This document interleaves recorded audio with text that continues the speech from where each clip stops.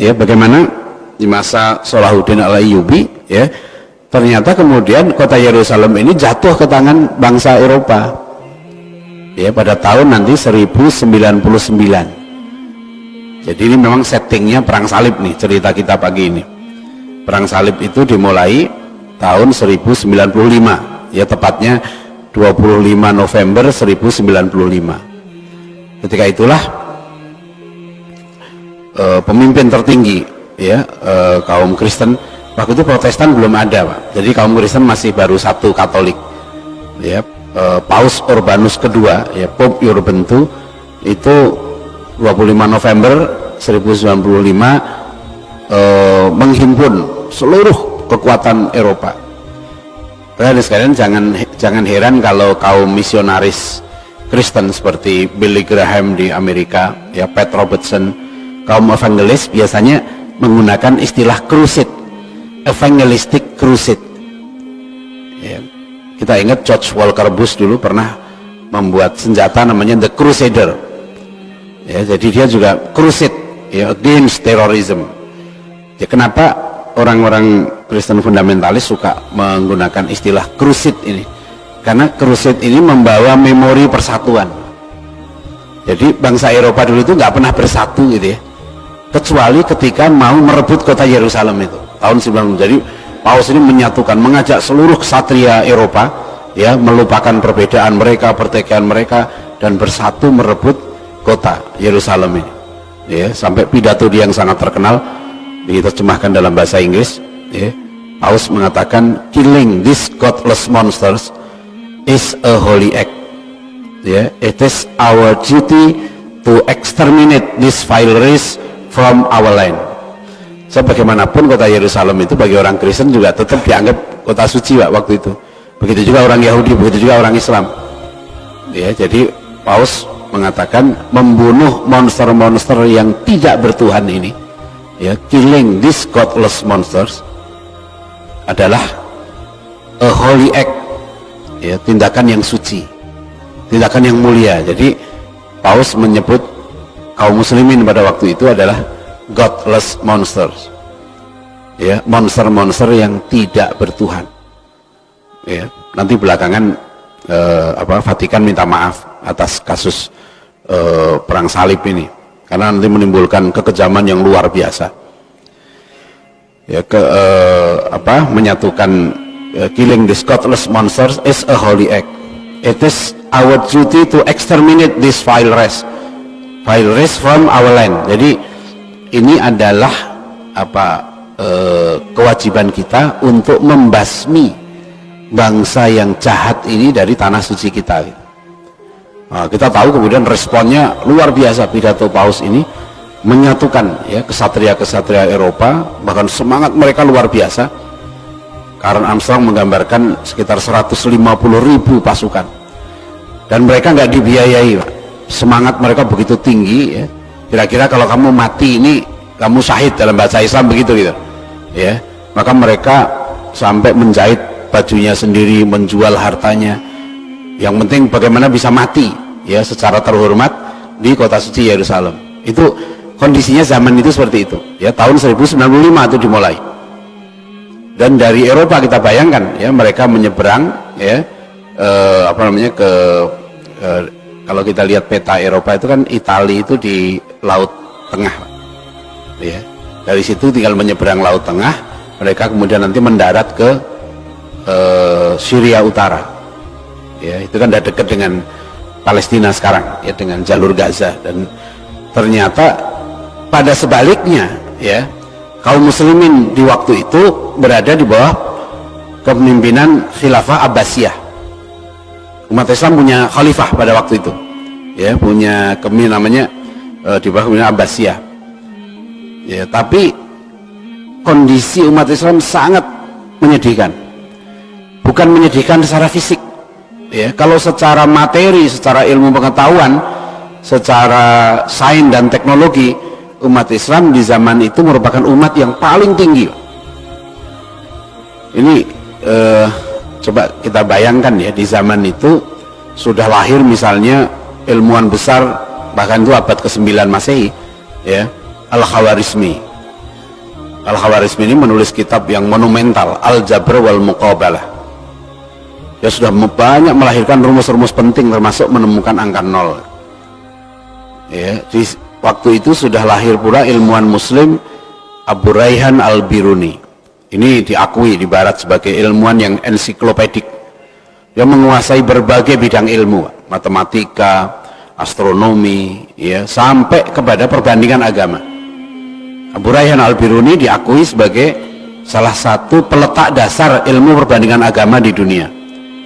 Jadi sekalian bayangkan, pada Abu Raihan Al-Biruni itu abad ke-10, ya. Beliau sudah pergi ke India, ya, belajar bahasa Sanskerta dan menulis kitab tentang agama Hindu. Ya, judulnya Kitabul Hind.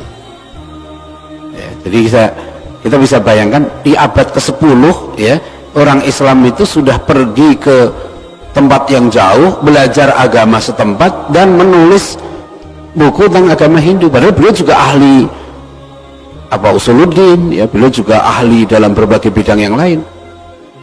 Ya, nanti orang Eropa baru kenal ilmu perbandingan agama abad 19. Umat Islam sudah, karena dalam Al-Quran pun kita banyak, ya, dijelaskan tentang kaum Yahudi, Nasrani gitu. Jadi umat Islam ringkasnya disini, pada zaman itu merupakan umat yang paling tinggi, umat yang paling kaya, ya, umat yang paling maju sains dan teknologinya. Nah, tetapi ternyata gitu, ya, ketinggian umat Islam, ada yang menyebut dunia Eropa, bangsa Eropa waktu itu dengan umat Islam tertinggal, ya, sekitar 500 tahun. Ya, sebagai contoh, Al-Biruni itu sudah menemukan rumus untuk menghitung diameter bumi di zaman itu abad ke-10. Ya, Eropa, ya, gereja zaman itu yang berkuasa, abad ke-16 masih menjebloskan Galileo Galilei ke penjara bawah tanah karena menganggap bahwa matahari itu pusat tata surya. Teori heliosentris itu ditentang keras oleh pemimpin agama pada waktu itu karena dianggap bertentangan dengan kepercayaan mereka. Ya, kepercayaan mereka bumilah geosentris, bukan heliosentris. Ya, jadi jauh sekali, jadi sekitar 600 tahun, ya, ketinggalan sains dan teknologinya. Itu tahun 1095, jadi Salahuddin Ayyubi waktu perang salib itu belum lahir. Tahun 1099 kota Yerusalem jatuh ke tangan pasukan salib. Nah, di sini yang penting adalah pasukan salib waktu itu melakukan kekejaman yang luar biasa, membantai sekitar 70.000 kaum muslimin. Bahkan ada catatan sejarah kalau kita baca, ya, orang-orang Yahudi, ya, mereka digiring ke tempat ibadah mereka di sinagog dan kemudian mereka dibakar hidup-hidup. Karena bagi orang Kristen pun waktu itu Yahudi juga harus dimusnahkan. Ya, jadi ini kekejaman yang luar biasa pada tahun 1099 Masehi. Yang jadi masalah adalah kok bisa gitu, ya, umat Islam yang lebih maju sains teknologinya, lebih kaya, lebih makmur, ya, dibantai menjadi bulan-bulanan dari kaum yang datang dari Eropa ini, ya, bangsa yang barbarian. Kalau istilah barbar itu, kalau orang Romawi dulu menyebut kaum barbar di Eropa itu yang tinggal di luar wilayah Romawi, seperti Jerman, Inggris, itu mereka sebut sebagai barbarian, ya, itu uncivilized people, masyarakat yang tidak beradab, masyarakat yang belum punya peradaban, masih primitif lah, barbarian gitu. Nah, kaum barbarian dari Eropa inilah yang menyerbu gitu, ya, menyerbu umat Islam waktu itu, dan nasibnya menyedihkan, ya. Nah, di sini kalau kita perhatikan, ya, saya pernah menyebut ada satu buku yang sangat penting. Nah, ini buku yang sangat penting ini, ya, judulnya Hakadha Dhaharu Jilu Salahuddin wa Hakadha Adat Al-Quds, ya. Jadi sekarang waktu itu umat Islam juga panik, bingung, ya, bagaimana ini, kota Yerusalem, ya kota suci umat Islam ini direbut oleh bangsa Eropa ini, dan kemudian penduduknya dibantai sampai di Masjid Al-Aqsa pun ada genangan darah setinggi mata kaki. Ya, dan jangan dianggap remeh karena bangsa Eropa ini kemudian menduduki kota Yerusalem selama 88 tahun. Jadi dari tahun 1099 sampai 1187. Ya, Israel merebut Yerusalem sekarang ini dari tahun 67 Pak, sampai sekarang sekarang 2017. Jadi tepat 50 tahun ini, ya. Sekarang 2018 ya, sudah lebih ya, 2017 kemarin 50 tahun. Ya. Jadi ketika itu umat Islam ada pemimpin politiknya, ya, kekhalifahannya, tapi lemah. Ya, itulah Dr. Majid Ihsan Al-Gilani ini, beliau seorang ahli pendidikan, menulis disertasi doktornya berjudul Al-Fiqh At-Tarbawi Inda Ibn Taimiyah, pemikiran pendidikan menurut Ibnu Taimiyah, ya, menurut Syekhul Islam Ibnu Taimiyah. Jadi itu disertasi doktornya Dr. Majid Ihsan Al-Gilani, ya. Nah, buku beliau ini Hakadza Dhahara Jilu Salahuddin ini sudah lama diterjemahkan sebetulnya di Malaysia dari tahun 80-an, yang judulnya ini apa ini, kebangkitan. Di laptop saya kurang, kebangkitan generasi Salahuddin dan kembalinya Al-Quds ke pangkuan Islam. Nah, ini bukunya menarik, ya. Jadi kebangkitan generasi Salahuddin dan kembalinya Al-Quds ke pangkuan Islam, sama dengan judul bahasa Arabnya Hakadza Dhahara Jilu Salahuddin, demikianlah bangkitnya generasi Salahuddin, dan wahakadza adat Al-Quds, ya, dan demikianlah kembalinya kota Yerusalem itu. Gimana sih, ya, bangkitnya generasi Salahuddin dan kemudian kembalinya Al-Quds gitu. Jadi sebenarnya kalau rumus ini kita pakai, ya, kalau umat Islam mau mengembalikan kota Yerusalem lagi gitu, gampangannya ya munculkan lagi generasi Salahuddin gitu. Dan di sini nah, buku ini diterjemahkan nih dalam bahasa Indonesia juga. Ini apa ini? Misteri Masa Kelam Islam. Ini sahabat kami nih, Ustadz Asep Sobari dari Madinah dengan Ustadz Amaluddin lulusan Madinah, 2 orang. Kata beliau waktu kuliah di Fakultas Dakwah di Jamiah Madinah, ya, dosen mereka ini sangat menyarankan agar membaca buku ini. Ya, kata dosen sejarah di Universitas Madinah ini, buku ini sangat penting. Makanya kemudian Ustadz Asep Sobari menerjemahkan khusus buku ini. Cuma judulnya ini saya kritik, ya. Bagusan yang judul di Malaysia, yang terbitan Malaysia judulnya apa? Kebangkitan generasi Salahuddin dan kembalinya Al-Quds ke pangkuan Islam. Itu persis aslinya. Kalau ini misteri masa kelam Islam dan kemenangan perang salib. Panjang judulnya, ya. Misteri masa kelam Islam, betul, waktu nanti Yerusalem jatuh gitu. Nah, di sini ada kata kunci yang diberikan oleh Dr. Majid Ihsan Al-Gilani itu. Apa kata kuncinya? Jilu Salahuddin. Ya, bukan seorang Salahuddin. Ya, jadi yang bangkit pada zaman itu, ya, jadi ingat ya, 1099, sementara Salahuddin Al-Ayyubi lahir 1138. Jadi Salahuddin itu lahir setelah Yerusalem jatuh ke pasukan salib. Ya. Nah, nanti di sini kita lihat bagaimana suasana Salahuddin Al-Ayyubi nanti, ya, bangkit menjadi seorang pemimpin. Tapi Dr. Ihsan Al-Gilani mengingatkan, ingat loh, waktu itu yang bangkit bukan seorang Salahuddin, ya, bukan seorang Salahuddin yang turun dari langit kemudian seperti Ratu Adil gitu, ya, membebaskan kaum muslimin dari keterpurukan. Nggak begitu teorinya, ya, nggak begitu fakta sejarahnya. Fakta sejarahnya generasi Salahuddin nanti itu lahir dari proses pendidikan, lahir dari madrasah-madrasah, lahir dari para ulama-ulama, ya.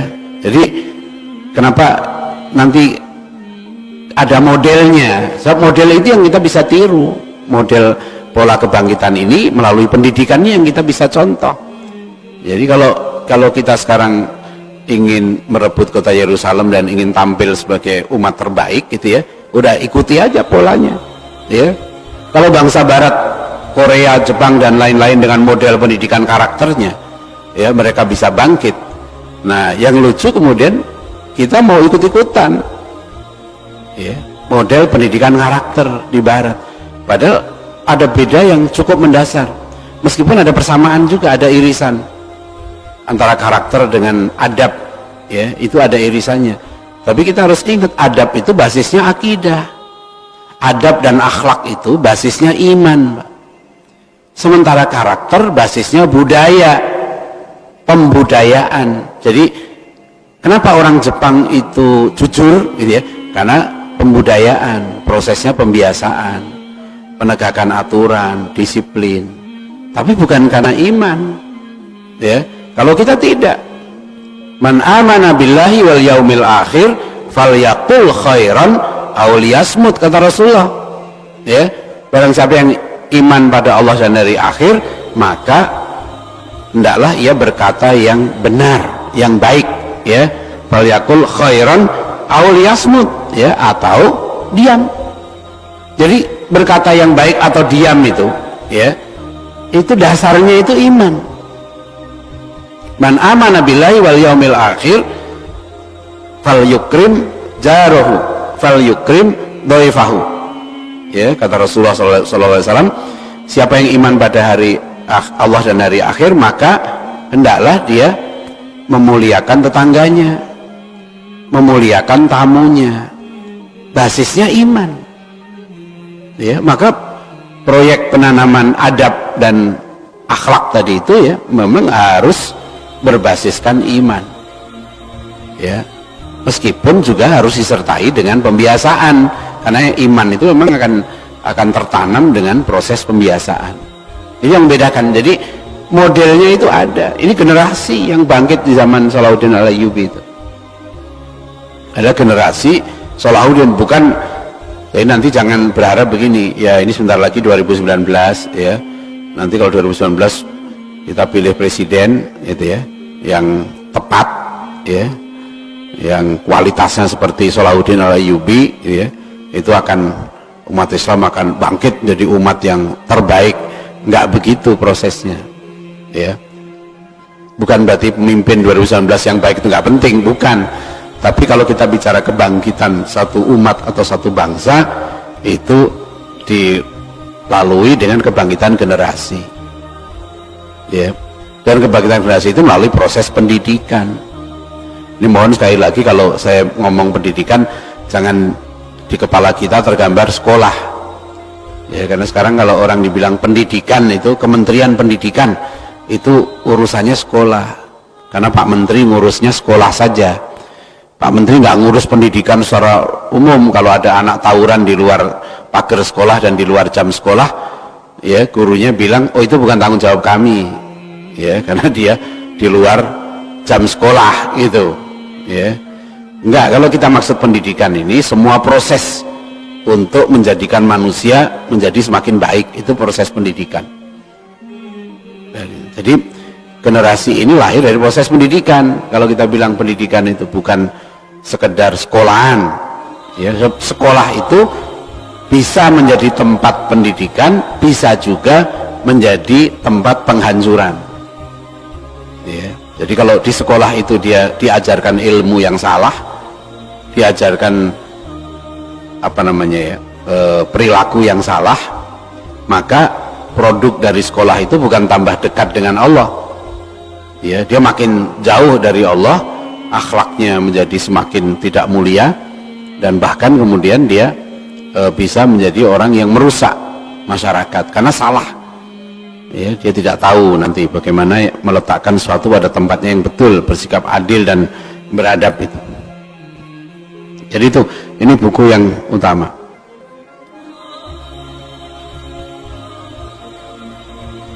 Kemudian apa pentingnya kita mengkaji sejarah di zaman itu? Ya, saya bacakan ya. Karena sejarah yang kita hadapi sekarang ini kan, ya, termasuk Dr. Majid Ihsan Al-Gilani, kemudian Profesor Syed Naqib Al-Atas ini, itu juga mengingatkan zaman kita sekarang hidup ini, sekarang ini, itu kondisinya ada yang menyebut persis sama dengan zaman Imam Al-Ghazali, ya, persis sama dengan zaman Salahuddin Al-Ayyubi, ya. Nanti di sini saya akan, karena dalam buku ini Dr. Majid Ihsan Al-Gilani menggambarkan pentingnya peran, ya, para ulama waktu itu dalam kebangkitan generasi, ya, pentingnya itu. Dan beliau sebut dua ulama yang dalam buku ini, ya, berperan besar dalam nanti proses kebangkitan umat Islam sampai nanti mampu melahirkan generasi Salahuddin dan mampu merebut kota Yerusalem. Dua ulama besar pada waktu itu, satu adalah Imam Al-Ghazali dan yang kedua adalah Syekh Abdul Qadir Al-Jilani, ya. Mungkin bagi sebagian orang merasa aneh, saya juga mendengar Syekh Abdul Qadir Al-Jilani kok bisa, karena di kalangan mahasiswa, ya, banyak sekali saya memberi kuliah di kampus tuh, itu mahasiswa kadang-kadang bertanya, kok aneh, sebab yang dia terima di kuliahnya nggak begitu, ya, yang dia terima di kuliah itu umat Islam justru mundur karena ikut Imam Al-Ghazali, bangsa Barat maju karena ikut Ibn Rushd. Nah, nanti kita tahu ada Ibn Rushd mengkritik pemikiran Imam Ghazali. Ibn Rushd mewarisi tradisi Yunani, ya, rasionalisme. Nah, itu katanya yang diwarisi oleh Barat, itu ada mazhab Averroism, karena mereka orang Barat dulu tidak bisa memahami pemikiran Aristotle, ya, Aristoteles, kecuali melalui bukunya Ibn Rushd, ya.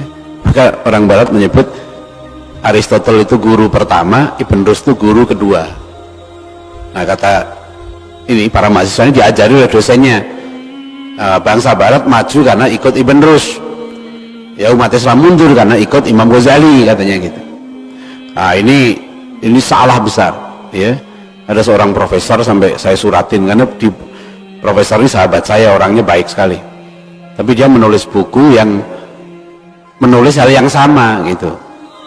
Akhirnya saya surati profesor itu dan saya tunjukkan bukti-bukti sejarah. Bukti sejarahnya nggak seperti itu, ya. Ini entah dari mana mitos ini, ya, seolah ada guru besar yang terkenal juga di kampus besar Islam di Jakarta, ya, yang menulis bahwa umat Islam itu mundur karena ikut Asy'ariyah, ya, maka harusnya Asy'ariyah diganti dengan Mu'tazilah. Maka kemudian dibuatlah kurikulum yang mempromosikan faham Mu'tazilah, karena umat Islam itu akan maju kalau ikut mazhab rasionalitasnya Mu'tazilah.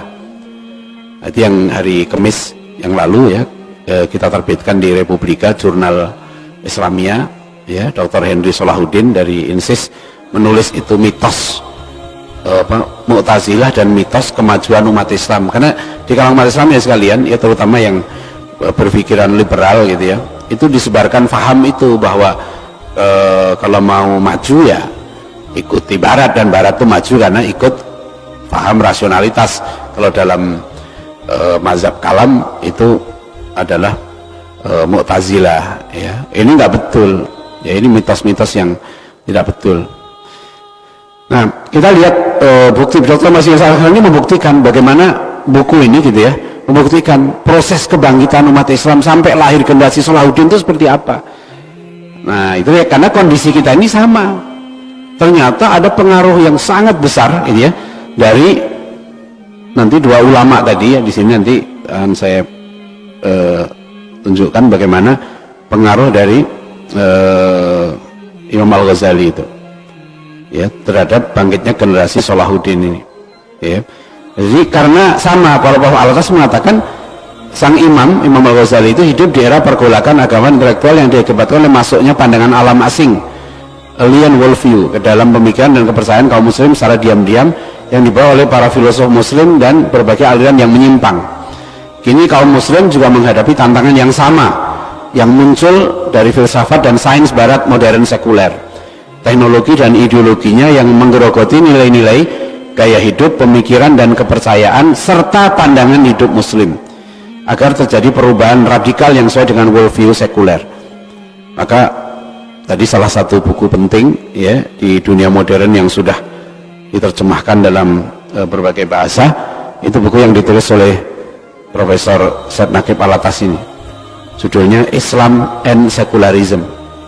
Nah ini bukunya ini udah diterjemahkan juga dari sejak tahun 80-an, saya kuliah tahun 84, ini sudah, buku ini sudah diterbitkan oleh Pustaka Salman ITB di Bandung.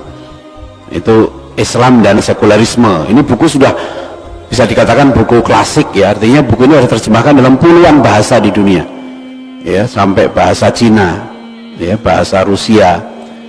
Karena buku ini ada beberapa buku penting untuk menghadapi modernitas. Jadi ini buku misalnya Islam at the Crossroads, ini karangan Muhammad Asad ya, seorang tokoh Yahudi yang masuk Islam, Leopold Weiss. Nah, udah terjemahkan dalam bahasa Arab juga buku ini. Jadi salah satu dalam bahasa Indonesia juga sudah. Ini beberapa buku yang di dunia ini, di dunia Islam, buku ini dikaji, dibaca di dunia Islam karena sudah diterjemahkan dalam berbagai bahasa. Ini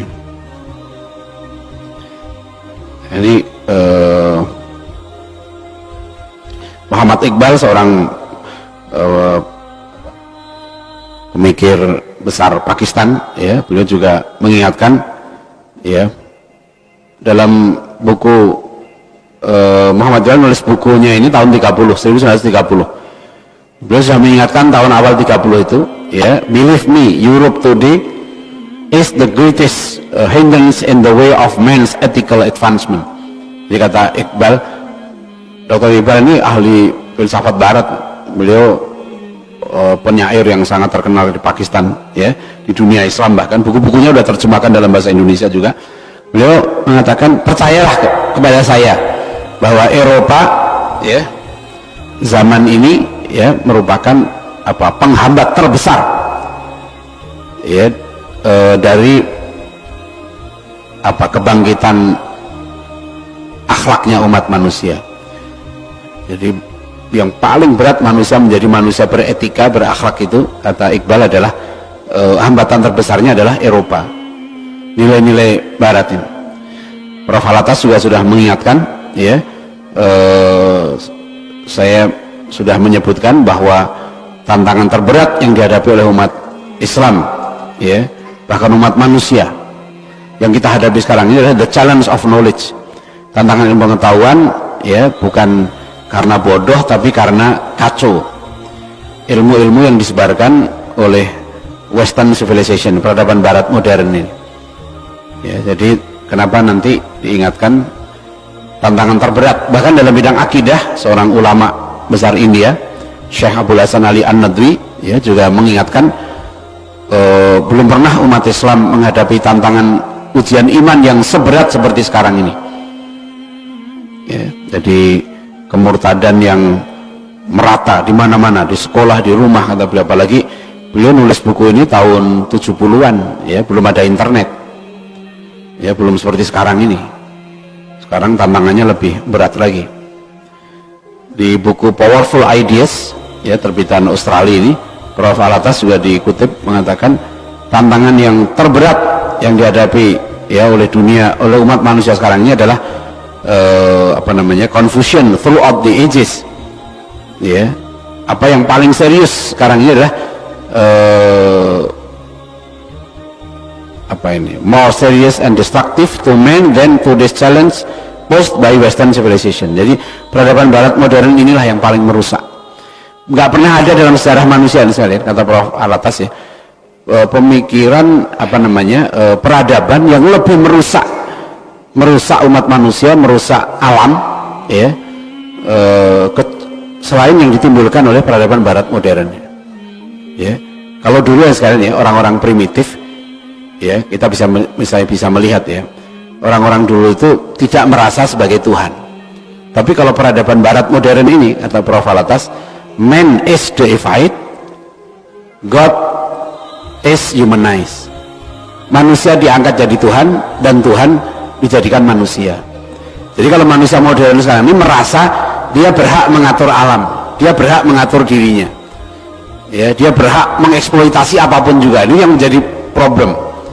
Jadi kalau dulu orang masih percaya dengan hal-hal yang ada sesuatu yang nunggu laut, ya, nunggu sawah, nunggu hutan, maka mereka nggak merusak itu, nggak merusak laut, nggak merusak sawah, nggak merusak hutan, ya, karena merasa ada yang menunggu, gitu. Kalau orang modern nggak lagi. Sekarang orang modern mengatakan kami yang paling tahu bagaimana ngatur alam ini, gitu. Jadi Tuhan disingkirkan. Jadi Tuhan disuruh tunduk sama manusia, ya, suruh ikut aturan manusia. Sampai beragama pun sekarang, ya, lihat orang modern sekarang, beragama pun beragama yang baik, kita harus begini, itu kita disuruh ngikutin, ya. Sampai meyakini agamanya sendiri yang benar aja, itu sekarang dibilang jahat. Ada profesor Amerika namanya Profesor Charles Kimball, menulis buku When Religion Becomes Evil, ketika agama menjadi jahat.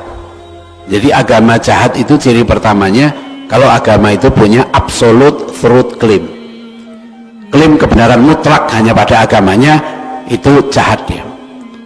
Ya, orang disebut dengan evil religion. Ya, jadi sekarang ini makanya jangan heran kalau sekarang ini fahamnya disebarkan pluralisme, ya. Jadi sebetulnya kalau kita lihat, ya, perilaku seperti ini perilaku siapa sih? Perilaku iblis, ya. Nah, ini Muhammad Asad mengingatkan dalam buku tadi Islam at the Crossroads, ya, bahaya terbesar yang dihadapi kaum muslimin saat ini adalah the imitation, ya, menjiplak individually also and socially of the Western mode of life. Nah, jadi menjiplak model hidup, pola hidup bangsa Barat. Itu kata Muhammad Asad. Beliau ini cendekiawan Yahudi di Eropa yang mengingatkan ini bahaya terbesar, ya. Nah, sekarang kita bisa melihat, Pak, sistem pendidikan kita, ya, informasi-informasi yang kita terima, teori-teori kehidupan, ya, itu masih. Nah, terakhir yang saya ingin sampaikan ini contoh sekalian bagaimana, silahkan dibaca di majalah Hidayatullah, di internet, bisa diklik, ya, itu ada artikel yang sangat bagus di hidayatullah.com, tulisan yang berjudul ini, peran para murid Al-Ghazali dalam jihad Salahuddin. Ini judulnya. Saya lihat artikel ini referensinya sangat kaya, ya, bagaimana Al-Ghazali ternyata, ya, yang nanti menjadi rujukan, ya. Salahuddin Al-Ayyubi itu punya paman namanya Nuruddin Zangki. Nah, beliaulah yang nanti pahlawan perang salib, nanti dilanjutkan perjuangannya oleh Salahuddin Al-Ayyubi itu. Nah, bagaimana peran dari murid-murid Imam Al-Ghazali ini, ya, dalam jihad di masa Imam Muddin Zangki, kemudian Nuruddin Zangki dan Salahuddin Al-Ayyubi. Itu bisa dibaca di artikel ini, ya. Salah satu yang menarik, ada murid dari Imam Al-Ghazali yang namanya Syekh Ali As-Sulami, Imam Muddin Zangki, yaitu siapa ini, Marwan bin Ali At-Tansi, ya, dan satu lagi Syekh Ali As-Sulami. Nah, saya baru ketemu ini dulu, saya udah pernah. Jadi Syekh Ali As-Sulami, Jamal Al-Islam Abu Hasan Ali As-Sulami ini, beliau ini menulis Kitabul Jihad. Nah, ini saya baru jelas memang beliau itu murid Imam Al-Ghazali. Saya menduga selama ini memang beliau ini muridnya Imam Ghazali, ya, karena beliaulah yang menulis kitab strategi bagaimana memenangkan perang salib. Kitabnya judulnya Kitabul Jihad. Sayang saya sampai sekarang belum dapat kitab aslinya, saya malah dapat terjemahan bahasa Inggrisnya di internet. Karena Syekh Ali As-Sulami ini dia yang merancang strategi, Pak. Jadi ketika ini bayangkan, ya, setelah penjajahan perang salib berlangsung, gitu, ya, kaum salib, pasukan salib menguasai kota Yerusalem, kehidupan masyarakat itu sebetulnya biasa, Pak, nggak perang terus gitu, nggak, ya. Nah, tapi umat Islam waktu itu, ya, seperti kita dijajah Belanda, gitu, selalu ada ulama-ulama, gitu, ya, yang selalu menggelorakan semangat jihad. Karena di zaman itu umat Islam susah diajak jihad karena sudah kena penyakit hubud dunia, ya, sudah penyakit hubud dunia. Jadi penguasanya, ulamanya, perpecahan mazhab, ya, antara Asy'ari, Hambali, itu perpecahannya keras sekali. di zaman itu. Kemudian mereka sudah meninggalkan amar ma'ruf nahi mungkar. Nah, sehingga para ulama ini, terutama Syekh Ali As-Sulami nanti, beliau menulis kitab namanya Kitabul Jihad dan menyusun strategi. Ada 3 tahapan untuk merebut kota Yerusalem itu. Jadi ada ulama dulu nulis kitab, ya. Seperti misalnya yang membangkitkan gerakan jihad di Nusantara ini adalah Syekh Abdus Somad Al-Falimbani. Syekh Abdus Somad Al-Falimbani ini juga apa namanya, bisa dikatakan pengikutnya Imam Al-Ghazali, ya, karena abad ke-17 beliau di sini sudah menulis satu kitab jihad yang kata Senuk Urgronya, ya, Senuk Urgronya tokoh Belanda yang pura-pura masuk Islam ini. Senuk Urgronya itu mengatakan kitabnya Syekh Abdus Somad Al-Falimbani ini merupakan rujukan seluruh perang sabil di Nusantara, mulai dari Aceh sampai nanti Pangeran Diponegoro. Itu rujukannya nanti adalah kitab-kitab para ulama kita ini, ya. Jadi kalau kita baca, silahkan dibaca artikel ini, ya, bisa diklik saja murid-murid Al-Ghazali dan Salahuddin Al-Ayyubi, akan keluar artikelnya di Google, bisa diklik, ya. Nah, ini Syekh Ali As-Sulami ini. Ternyata Imam Al-Ghazali sudah pernah ngomong, ya, dikutip, telah sampai kepada kabar bahwasanya Al-Ghazali berkata, aku meninggalkan di Syam seorang pemuda, jika dia berumur panjang maka ia bakal menjadi perkara hebat pada dirinya. Syekh Ali As-Sulami ini sudah sudah dibaca oleh Imam Ghazali, ini akan menjadi orang hebat. Dan ternyata betul, akhirnya beliaulah yang nanti merancang, ya, strategi perebutan kembali kota Yerusalem itu. Ini gerakan islah yang sampai Syekh Ali As-Sulami ini punya murid namanya Al-Hafidh Ibnu Asakir. Ini kalau bagi penulis sejarah sangat terkenal. Beliau yang menulis Tarikh Ad-Dimas, entah berapa puluh jilid ini, Tarikh Ad-Dimas, ya, Tarikh Damaskus. Ini ahli hadis, ya, Al-Hafidh Ibnu Asakir, ini seorang ahli hadis. Nah, ini beliau ini cucu muridnya Imam Al-Ghazali. Nah, inilah yang nanti sampai oleh Nuruddin Zangki, ya, itu dibuatkan madrasah, ya, madrasah hadis. Luar biasa, ya, penguasa dulu itu, ya. Jadi mereka dulu, Pak, kalau bukan hanya ngurusin perang, ya, karena diingatkan dalam surat At-Taubah kan, falawla nafara min kulli firqatin minkum ta'ifatun liyatafaqahu fid din. Dalam perang saja Allah mengingatkan, ya, jangan semuanya pergi berperang, harus ada yang liyatafaqahu fid din, ya, itu. Nah, dulu nanti Nuruddin Zangki, ya, Salahuddin Al-Ayyubi, kecintaan mereka pada ulama luar biasa. Dan inilah yang kita lihat dalam sejarah, ya, bagaimana, ya. Nah, ini dia membangun madrasah hadis untuk Ibnu Asakir, yakni Darul Hadis An-Nuriyah, yang merupakan Darul Hadis yang pertama dibangun di dunia Islam. Jadi di masa perang salib saja, ya, penguasa Islam pada waktu itu masih membangun madrasah. Begitu pentingnya ilmu, ya, mendalami ilmu. Nah, nanti di masa Salahuddin Al-Ayyubi, ya, ini juga ada murid-murid ini Al-Hafidh Ibnu Asakir, di samping berperan menjadi penasihat Nuruddin Zangki, setelah itu ia pun menjadi penasihat Salahuddin Al-Ayyubi, di mana Salahuddin selalu mengundang ulama ini untuk hadir di setiap pertemuannya dengan para pejabatnya untuk memberikan nasihat, ya, dan seterusnya.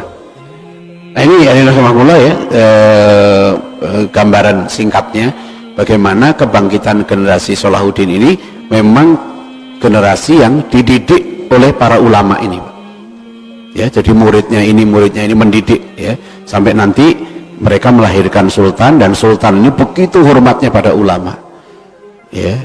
Nanti kalau kita lihat dalam episode nanti kalau kita kaji Sultan Muhammad Al-Fatih, sama kisahnya seperti ini, ya. Jadi rujukan utama para penguasa muslim waktu itu para ulama-ulama yang soleh, ya, ulama-ulama yang mujahid itu kalau mau, ya. Jadi, ya, mudah-mudahan pemimpin kita begitu, Pak, ya, jangan datang pada ulama waktu kampanye saja, ya, waktu kampanye datang ke pesantren minta dukungan gitu, ya. Begitu sudah jadi penguasa, ulama ditinggal. Begitu nyusun kebijakan pembangunan, nggak ada ulama lagi di situ.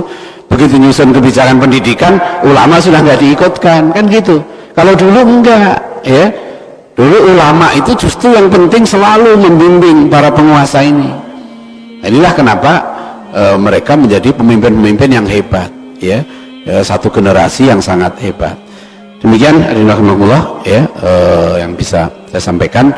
Mudah-mudahan sekilas gambaran tentang kebangkitan generasi Salahuddin ini bisa kita lihat, ya. Nanti kalau ada waktu lagi kita lanjutkan bagaimana kisah sampai Salahuddin Al-Ayyubi itu bisa merebut kota Yerusalem.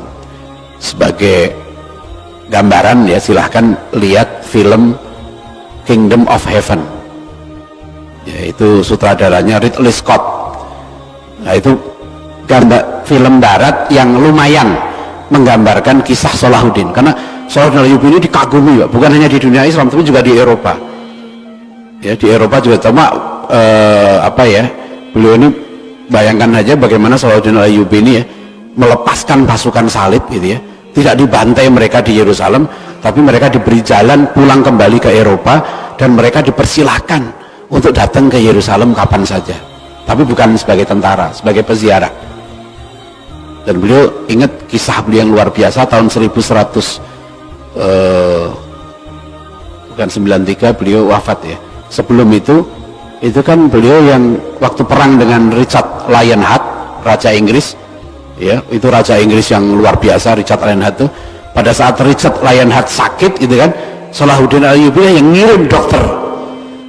Ya, kenapa waktu itu Salahuddin ngirim dokter? Karena waktu itu kedokteran Islam jauh lebih maju daripada Eropa gitu. Jadi Raja Inggris itu percaya pada Salahuddin karena mereka tahu tingkat teknologi, sains teknologinya orang Islam jauh lebih maju daripada sains teknologinya bangsa Eropa. Jadi kayak kita sekarang gitu, ya, orang kita sakit kita kirim ke Singapura gitu kan, kita kirim ke, dulu waktu itu orang Eropa melihatnya itu Islam itu tinggi, dan Salahuddin, ya, dengan besar hati, kalau orang ini musuh loh, sedang perang, ya kan, sedang perang, pemimpinnya sakit diobati. Coba ada yang begitu, Pak, ya, ketinggian akhlaknya Salahuddin Al-Ayyubi itu seperti itu, ya. Bahkan beliau dalam satu, ya, sebelum nanti membebaskan Yerusalem, pasukan Kristen itu diberi kesempatan untuk konsolidasi, ya. Saya baru pulang dari Ambon, ya, itu Masya Allah, saya ke Pulau Buru itu, ya, baru saya dapat cerita tentang konflik Ambon tahun 99 itu, lebih detail lagi. Masya Allah, ternyata umat Islam waktu itu, saya pantas ada anggota Laskar Jihad yang cerita ke saya bagaimana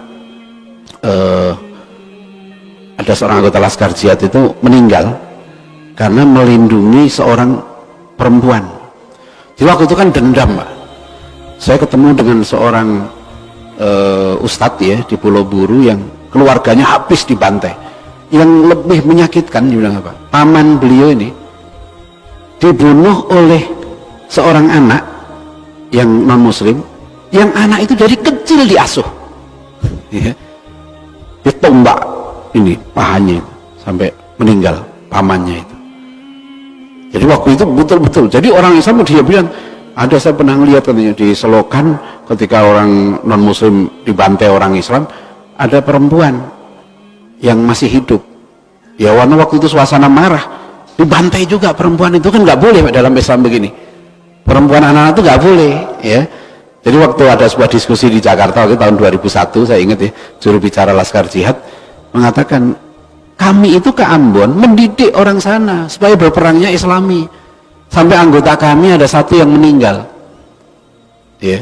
Meninggalnya kenapa? Dibunuh oleh orang Islam sendiri karena melindungi seorang perempuan non muslim, karena tidak boleh dalam perang. Nah, Salahuddin Al-Ayyubi nanti itu melanjutkan, ya, bagaimana akhlak, ya, berperang kaum muslimin dari zaman Rasulullah SAW.